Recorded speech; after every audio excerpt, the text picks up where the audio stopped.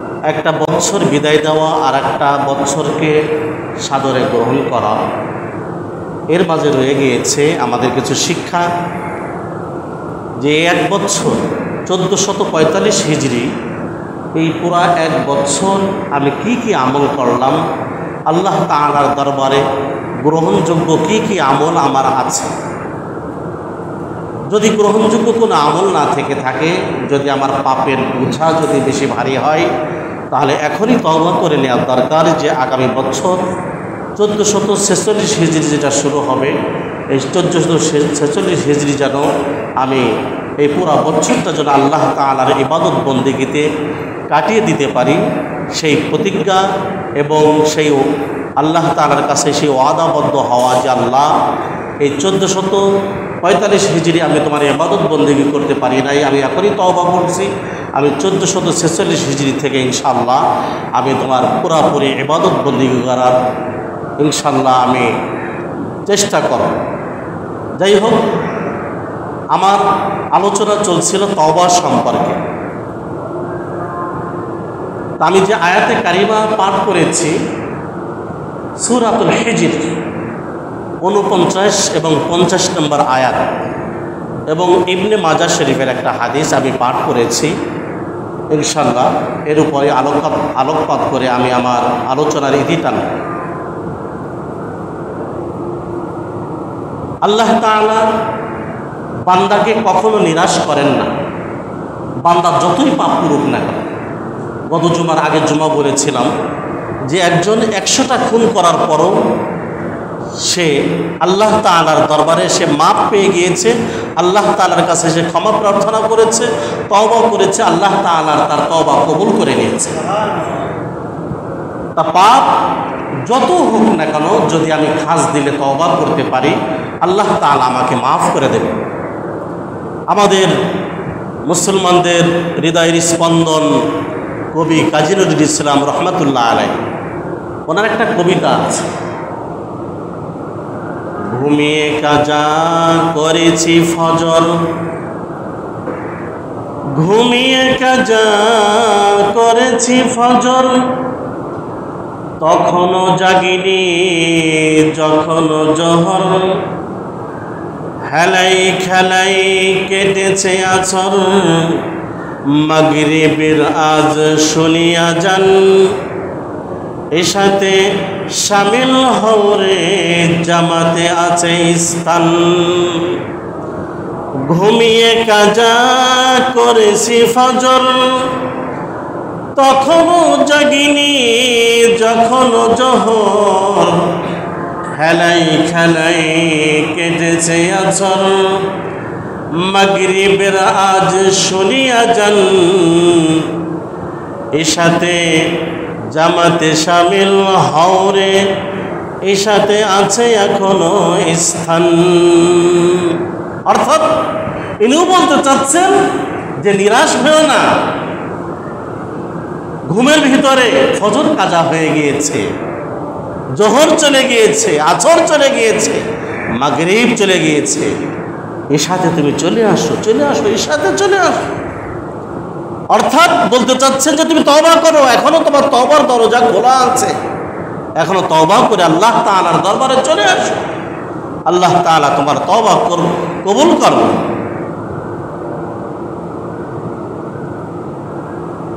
আল্লাহ রাসূলের এক বিশিষ্ট সাহাবী ছিলেন দাহিয়াতুল কালবি, উনি ইয়ারমুক যুদ্ধে শহীদ হয়েছিলেন। দাহিয়াতুল কালবি উনি নিজ হাতে অনেক কন্যা সন্তান জীবন্ত পুঁতে ফেলেছেন। আয়াম্মে জাহিলিয়াত বর্বর যুগে কন্যা সন্তানদেরকে জীবন্ত পুঁতে ফেলা হতো। তার ভিতরে একজন ছিলেন দাহিয়াতুল কালবি। দাহিয়াতুল কালবি উনি এমনভাবে তওবা করেছেন, এমনভাবে তওবা করেছেন, আল্লাহ রাসূল বলেন দাহিয়াতুল কালবির তওবা আল্লাহর দরবারে এমন কবুল হয়েছে যে জিবরাইল আলাইহিস সালাম দাহিয়াতুল কালবির সূরাত ধরে আমার কাছে আসে।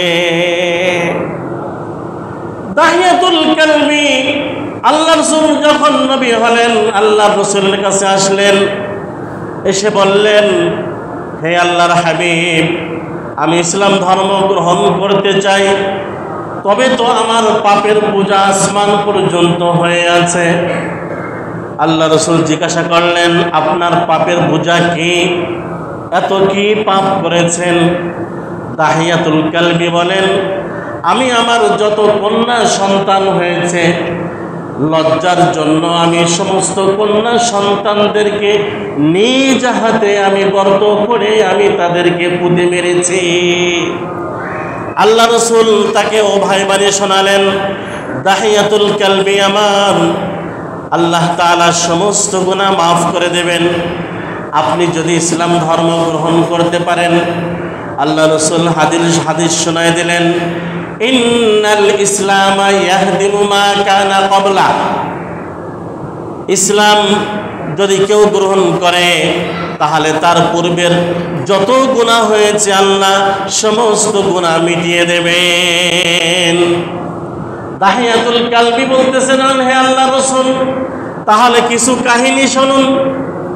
সর্বশেষ আমি যে আমার কন্যা সন্তানকে পুঁতে মেরেছি, আমার স্ত্রীকে গর্ভবতী রেখে আমি সফরে গিয়েছিলাম, লম্বা সফরে।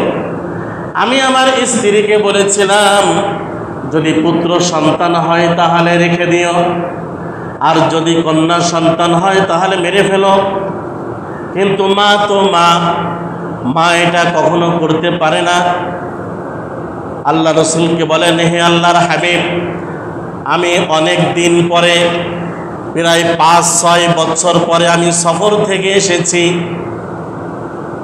কিন্তু এর মাঝে আমার কন্যা সন্তান জন্মগ্রহণ করেছে।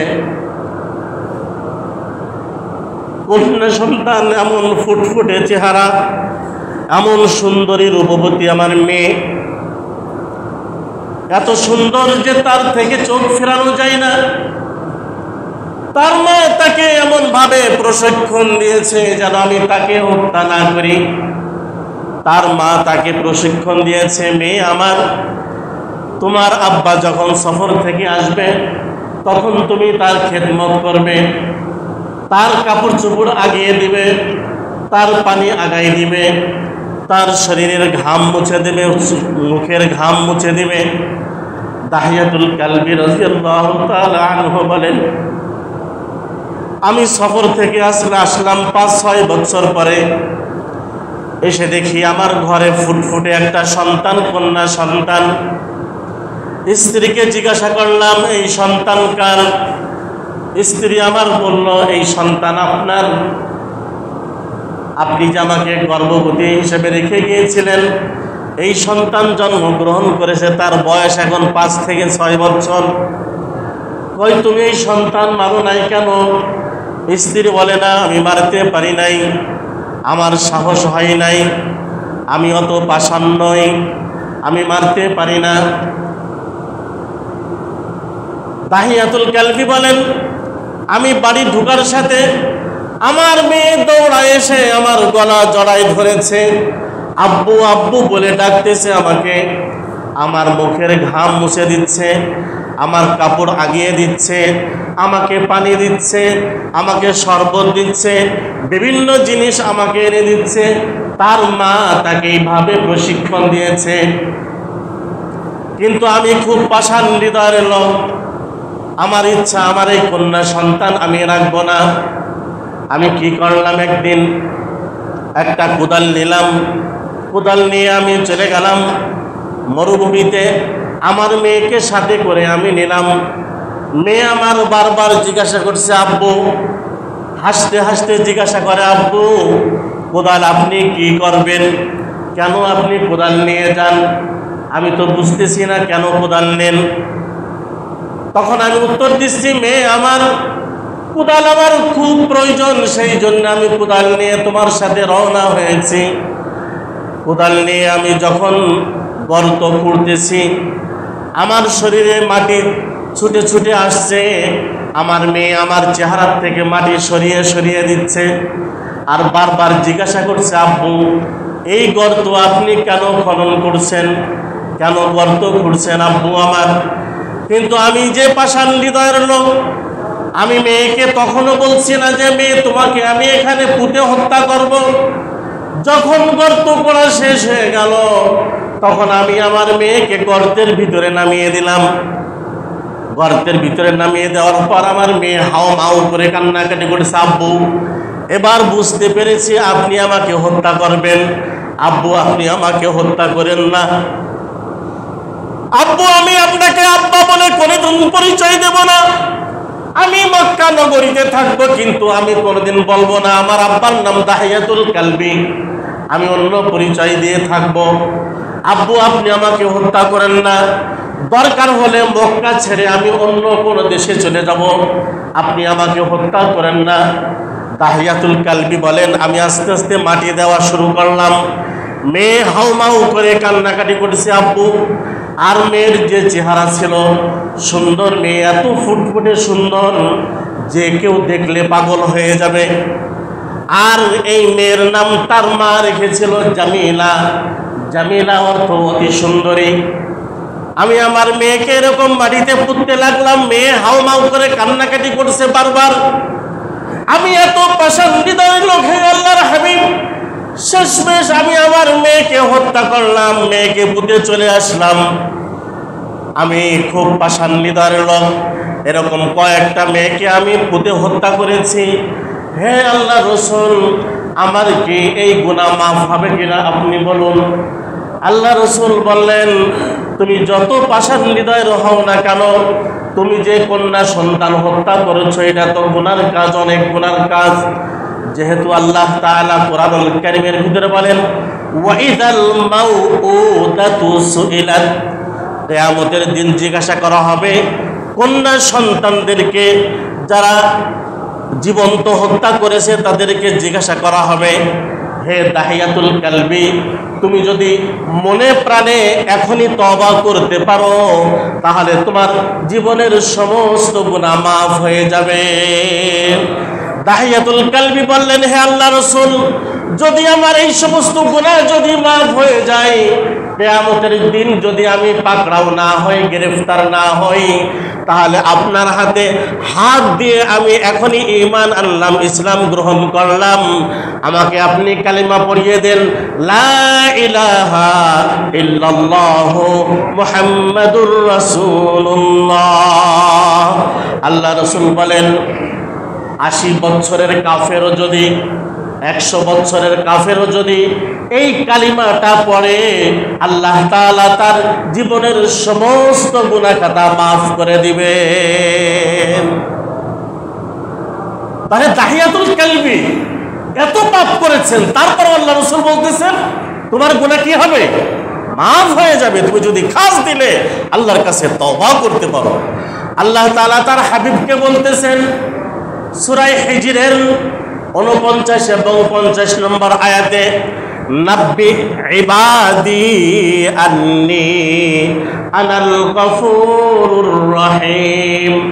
হে আমার হাবিব, আপনি আমার বান্দাদেরকে শুনিয়ে দিন, আপনি আমার বান্দাদের কাছে ঘোষণা করুন যে নিশ্চয় আমি আল্লাহ তাআলা ক্ষমাশীল এবং অত্যন্ত দয়ালু। অর্থাৎ কোন বান্দা যদি তার পাপের বোঝা যদি আসমান পরিমাণও হয়, আর যদি সে খাস দিলে তওবা করে আমার কাছে ফিরে আসে, আমি আল্লাহ তাআলা তার জীবনের সমস্ত গুনাহ খাতা মাফ করে দিব। নাব্বি ইবাদি আন্নী আনাল গফুরুর রহিম। হে আমার হাবিব, আপনি আপনার উম্মতদেরকে জানিয়ে দিন যে হে বান্দারা, হে আমার বান্দারা, তোমরা শুনে রাখো যে আল্লাহ তাআলা অত্যন্ত ক্ষমাশীল এবং অত্যন্ত দয়ালু। এরপরে আল্লাহ তাআলা রাসূলকে বলতেছেন, হে রাসূল, এইটাও আপনি শুনিয়ে দিন, ওয়া আন্না আযাবি হুয়াল আযাবুল আলীম। আর আমার আযাব কিন্তু খুব যন্ত্রণাদায়ক। আমার আযাব, আমি যে শাস্তি দেব শাস্তিটা কি কিন্তু খুব যন্ত্রণাদায়ক। যদি তওবা করে যদি গুনাহ থেকে পাক সাফ হয়ে কবরে না আসো তাহলে আমার আযাব খুব যন্ত্রণাদায়ক। সেই জন্য ভাই দোস্ত বুজুর্গ, ইস্তিগফারকে লাজিম করে নেওয়া, তওবাকে লাজিম করে নেওয়া, মাঝে মাঝে সালাতুত তাওবা পড়া, তওবার নামাজ পড়া, মাঝে মাঝে সালাতুল ইস্তিগফার পড়া, ইস্তিগফারের নামাজ পড়া, প্রত্যেকদিন কমপক্ষে 2 রাকাত হলেও ইস্তিগফারের নামাজ পড়া, কমপক্ষে 2 রাকাত হলেও তওবার নামাজ পড়া। আল্লাহ রাসূল সাল্লাল্লাহু আলাইহি সাল্লাম বলেন, উম্মত আমার তো কোনো গুনাহ নাই, কোন নবী রাসূলুল্লাহ কোনো গুনাহ করে না, আমার কোনো গুনাহ নাই, তারপর আমি আস্তাগফিরুল্লাহ ফি কুল্লি ইয়াউমিন মিয়াতা মাররা, আমি প্রত্যেক দিন আল্লাহর কাছে ইস্তিগফার করি, তওবা করি 100 বার। কতবার? 100 বার। আল্লাহ রাসূল বলেন, ইবনে মাজাহ শরীফের হাদিস, আল্লাহ রাসূল বলেন, ইবনে মাজার 4350 নম্বর হাদিস, হযরত আব্দুল্লাহ ইবনে আব্বাস রাদিয়াল্লাহু তাআলা আনহু থেকে বর্ণিত। তিনি বলেন, আল্লাহ রাসূল বলেন, আত-তাইবু মিনাজ যামবি কামাল্লা যামবালা, কোন পাপী যদি তওবা করে, খাস দিলে তওবা করে আল্লাহর কাছে, এমন তওবা করেছে যে আল্লাহ কবুল করেছে, আল্লাহ রাসূল বলেন তওবাকারী সে এমন হয়ে যায় যে তার সে যেন কোনোদিন গুনাহ করে নাই। তওবাকারী এমন হয়ে যায় আল্লাহ তাআলার কাছে। আল্লাহ রাসূল বলেন, তিরমিজি শরীফের হাদিস, আবু হুরায়রা রাদিয়াল্লাহু তাআলা আনহু থেকে বর্ণিত, আল্লাহ রাসূল বলেন, কুল্লু বানি আদম খাত্তাউন, আদম সন্তান সবাই পাপী নবী রাসূল বাদে, ওয়া খায়রুল খাত্তাইনা আত-তাওয়াবুন, কিন্তু উত্তম পাপী হচ্ছে ওই ব্যক্তি যে পাপ করার সাথে সাথে আল্লাহর কাছে তওবা করে নেয়। পাপ হয়ে গিয়েছে, তওবা করে নিয়েছে। আল্লাহ রাসূল আবু যার গিফারি রাদিয়াল্লাহু তাআলা আনহুকে লক্ষ্য করে বললেন, হে আবু যার গিফারি, শুনে রাখো, তোমাকে কয়েকটা নসিহত করি। 1 নম্বর নসিহত, ইত্তাকিল্লাহা হাইসুমা কুনতা, তুমি যেখানে থাকো না কেন তুমি আল্লাহকে ভয় করো। ইত্তাকিল্লাহা, তুমি যেখানে থাকো না কেন, হাইসুমা কুনতা, তুমি যেখানে থাকো না কেন আল্লাহকে ভয় করো। ওয়াত্তাবি'is সাইয়্যাতাল হাসানাতা তামহুহা, আর যখনই কোনো গুনাহ হয়ে যায় তখন একটা নেক কাজ করবা, তাহলে নেক কাজ করার সাথে সাথে ওই গুনাহটা মুছে যাবে। কোনো গুনাহ হয়ে গিয়েছে, আল্লাহ রাসূল বলেন, উম্মত আমার, তোমার কোনো গুনাহ হয়ে গিয়েছে, মুয়াজ্জিন সাহেব, তোমার কোনো গুনাহ হয়ে গিয়েছে, তুমি গুনাহ হয়ে যাওয়ার সাথেই একটা নেক কাজ করে ফেলো, তাহলে এই গুনাহটা মুছে যাবে। সাহাবী বললেন, হে আল্লাহ রাসূল, হে আল্লাহ রাসূল, কি নেক কাজ করব? আমি গুনাহ করে ফেললে কি নেক কাজ করব? আল্লাহ রাসূল তখন উত্তর দিলেন, যখন তোমার কোনো গুনাহ হয়ে যাবে তখন তুমি সঙ্গে সঙ্গে 2 রাকাত নামাজ পড়ে নেবে, ইস্তিগফারের নামাজ। যদি তুমি ইস্তিগফারের নামাজ না পড়তে পারো তাহলে তুমি কিছু দান সদকা করে দেবে। তাও যদি তুমি না পারো তাহলে সঙ্গে সঙ্গে তুমি আল্লাহর কাছে ক্ষমা প্রার্থনা করবে মন দিল থেকে, যে আল্লাহ, আমার একটা পাপ হয়ে গিয়েছে, আমি তোমার কাছে ক্ষমা প্রার্থনা করি।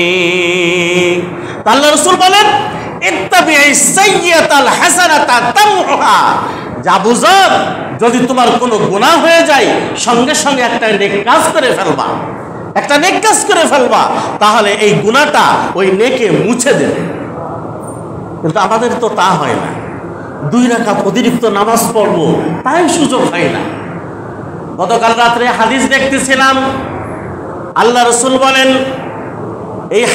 এই হাদিসটা মুস্তাদরাকে হাকিমের ভিতরে আছে, সহিহ ইবনে হিব্বানের ভিতরে আছে, আল্লাহ রাসূল বলেন, মান সাল্লা সিত্তা রাকাআতিন বাদাল মাগরিবি, যেই ব্যক্তি মাগরিবের নামাজের পর সুন্নাতের পর 6 রাকাত নামাজ পড়বে। কয় রাকাত? 6 রাকাত। আল্লাহ রাসূল বলেন, গুফিরা লাহু গুফিরাত লাহু যুনুবুহু 50 সানাতিন, আল্লাহ তাআলা তার 50 বছরের গুনাহ মাফ করে দিবেন। এই আওয়াবিন নামাজ সম্পর্কে আল্লাহ রাসূল আরো বলেন, তিরমিজি শরীফের হাদিস, আল্লাহ রাসূল বলেন, কেউ যদি মাগরিবের নামাজের পর 6 রাকাত নামাজ পড়তে পারে, তাহলে আল্লাহ তাআলা তার 12 বছরের ইবাদতের সওয়াব দান করবেন। আল্লাহ রাসূল আরো বলেন, ইবনে মাজাহ শরীফের হাদিস, কেউ যদি মাগরিবের নামাজের পর 6 রাকাত নামাজ পড়তে পারে, আল্লাহ তাআলা তাকে তো সওয়াব দান করবেন, লাইলাতুল কদরের ইবাদত করার সওয়াবও তাকে দান করবেন। আমাদের সময় নাই, সালাম ফিরিয়ে কে কার মতো দৌড়াবে, এই দৌড়, মার দৌড়, এমন অবস্থা। 1-2 দিন আগে আমি সুন্নাত পড়তেছি, আমার পাশে বসে একজন মোবাইলে এত টিপতেছে আমার ডান পাশে। আমি কি এখন কি নামাজ পড়বো না, তার মোবাইল টিপা দেয়? আর আমাদের অবস্থা এমন অবস্থা হয়েছে, তাসবির পরিবর্তে আমাদের হাতে চলে এসেছে অনেক অন্য জিনিস। তাসবিহ পড়ার সময় নাই, প্রতিদিন 1000 বার ইস্তেগফার পড়ার সময় নাই, প্রতিদিন 1000 বার লা হাওলা ওয়ালা কুওয়াতা ইল্লা বিল্লাহ পড়ব, সময় নাই। গল্প গুজব করতে করতে সময় শেষ হয়ে যায়, গীবত শিকায়ত করতে করতে সময় শেষ হয়ে যায়, পরনিন্দা করতে করতে সময় শেষ হয়ে যায়, ইস্তেগফার পড়ার সময় নাই, নামাজ পড়ার সময় নাই। আমাদের অবস্থা এই না? বর্তমানেই চলতেছে, নামাজ পড়ার সময় নাই। 5 ওয়াক্ত নামাজের পরে যে 33 বার সুবহানাল্লাহ, 33 বার আলহামদুলিল্লাহ, 34 বার আল্লাহু আকবার, এইটা পড়ার সময় নাই। 5 ওয়াক্ত নামাজের পরে আয়াতুল কুরসি পড়বো, এইটা পড়ার সময় নাই। ফজরের নামাজের পরে যে আয়াতুল কুরসি পড়বো, সূরা হাশরের শেষের 3 আয়াত পড়বো, সময় নাই। আমানা রাসূল পড়বো, সময় নাই। শাহিদাল্লাহু পড়বো, সময় নাই। ফাইন তাওয়াল্লাহু পড়বো, সময় নাই। সূরা ইয়াসিন পড়বো, সময় নাই। জুমার দিন সূরা কাহাফ পড়বো, সময় নাই। মাগরিবের পরে সূরা ওয়াকিয়া পড়বো, সময় নাই। এশার পরে সূরা মুলুক পড়বো, সময় নাই। অথচ আল্লাহ রাসূল বলেন, যদি কেউ নিয়মিত সূরা মুলুক ঈশার পরে ঘুমের আগে পড়তে পারে, আর তার ভিতরে যদি যাররা পরিমাণ ঈমান থাকে, আল্লাহ তাআলা কবরে তার কোনো সওয়াল জবাব করবেন না। সহিহ হাদিস। আমাদের সময় নাই, আমল করার সময় নাই। সেই জন্য বলেন, বাজ আ হার আজে হস্তি বাজ আ, ফিরে আসো, তুমি যেই হও না কেন ফিরে আসো। ডর সদবার তাওবা শিকস্তি বাজ আ, তুমি যদি 100 বারও তওবা ভঙ্গ করো, তারপরও তুমি ফিরে আসো। এখনো সময় আছে। আসি, আমরা ফিরে আসি। ফজর নামাজ পড়ি নাই, এখানে অনেক মানুষ আছি আমরা, আজকে কি পড়ি নাই ফজর নামাজ। আজীব লাগে। ফজর নামাজ পড়ি নাই, নিয়ত আছে ইনশাল্লাহ আসরের নামাজও পড়বো না, আছে না নিয়ত?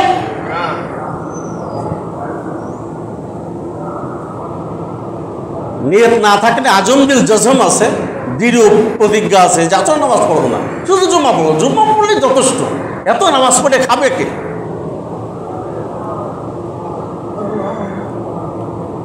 সেই জন্য ভাই দোস্ত বুজুর্গ, আসেন ফিরে আসেন, আল্লাহর রাস্তায় ফিরে আসেন। আল্লাহর ইবাদতের ভিতরেই শান্তি, পৃথিবীতে কোথাও শান্তি পাবেন না। দিন মানার ভিতরেই শান্তি। আপনি ধর্ম দিন পরিপূর্ণ পালন করবেন তাহলে শান্তি পাবেন, ধর্ম পালন করবেন না শান্তি পাবেন না। পরিপূর্ণ দিন মানার ভিতরেই শান্তি, পরিপূর্ণ দিন মানার ভিতরে শান্তি। আল্লাহ রসুলের কাছে এক সাহাবী এসে বললেন, হুজুর পেরেশানিতে আছি, আমল শিখিয়ে দেন। আল্লাহ রসুল বলেন, যাও ইস্তেগফার পাঠ করো। আর একজন আসছে, হুজুর রিজিকের অভাবে আছি। আল্লাহ রসুল বলেন, যাও ইস্তেগফার পাঠ করো। আরেকজন এসে বলে, হুজুর ছেলে মেয়ে কথা শোনে না, ইস্তেগফার পাঠ করো। আরেকজন বলে যে হুজুর আমি অসুস্থ, ফ্যামিলির লোক অসুস্থ। আল্লাহ রসুল বলেন, ইস্তেগফার পাঠ করো। বললেন যে বিবি কথা শোনে না, আল্লাহ রসুল বলেন ইস্তেগফার পাঠ করো। অর্থাৎ ইস্তেগফার, আস্তাগফিরুল্লাহ আস্তাগফিরুল্লাহ আস্তাগফিরুল্লাহ, এই যে ইস্তেগফার আছে, আল্লাহ রসুল বলেন এই ইস্তেগফার হচ্ছে সমস্ত সমস্যার সমাধান এবং সমস্ত পেরেশানি দূর করে। এবং আল্লাহ তাআলা ইস্তেগফারের বদৌলতে রিজিকের ভিতরে বরকত দান করেন। সেই জন্য ইস্তেগফারের উপর উঠে যায় সবাই। স্ত্রীর কথা শোনে না, ছেলে মেয়ে কথা শোনে না, রিজিকের অভাব, অসুস্থ, পেরেশানি, ইস্তেগফার পাঠ করা শুরু করি। প্রত্যেক দিন কমপক্ষে 1000 বার ইস্তেগফার পাঠ করি, দেখবেন আপনার সমস্ত পেরেশানি দূর হয়ে গিয়েছে। আল্লাহ তাআলা তৌফিক দান করুন, আল্লাহ তাআলা তৌফিক দান করুন। আমরা 5 ওয়াক্ত নামাজ পড়বো তো ইনশাআল্লাহ। আফসোস লাগে যে মুসলমান, আমরা মুসলমান কিন্তু নামাজ পড়ি না, শুধু জুম্মার নামাজ পড়ি। আশ্চর্য লাগে এটা, শুধু জুম্মার নামাজ পড়লে কি মুসলমান হবে? না 5 ওয়াক্ত নামাজ পড়তে হবে? কয় ওয়াক্ত পড়বো তো ইনশাআল্লাহ। আল্লাহ তাআলা কবুল ও মঞ্জুর করুক, সবাই বলে আমিন। আসেন তওবা করে ফিরে আসি, আল্লাহর কাছে তওবা করি যে আল্লাহ, তওবা করতে পীর ধরা লাগে না, লম্বা পাগড়ি ফেলা লাগে না, পাগড়ি লম্বা করে ছেড়ে দিলাম এটাও লাগে না। তওবা নিজে নিজে তওবা করেন। আরবিতেও তওবা করার দরকার, বাংলায় বলেন যে আল্লাহ আমি অনেক পাপ করেছি, যত পাপ করেছি আল্লাহ, শিরকি কুফরি বেদাতি সহ যত ছোট বড় যত গুনাহ করেছি আল্লাহ, সমস্ত গুনাহ থেকে আল্লাহ আমি খাস দিলে তোমার কাছে মাফ চাচ্ছি। আল্লাহ তুমি আমাকে মাফ করে দাও, এই পাপ কাজগুলি আর করব না, আমি আজকের থেকে ভালো হয়ে গেলাম। আপনি যদি খাস দিলে তওবা করতে পারেন, আল্লাহ রসুল বলেন যে এই বান্দা পুরা জিন্দেগির যত গুনাহ হয়েছে সমস্ত গুনাহ থেকে আল্লাহ তাআলা তাকে পবিত্র করে দেবেন। আখিরু দাওয়ানা আলহামদুলিল্লাহি রাব্বিল আলামিন।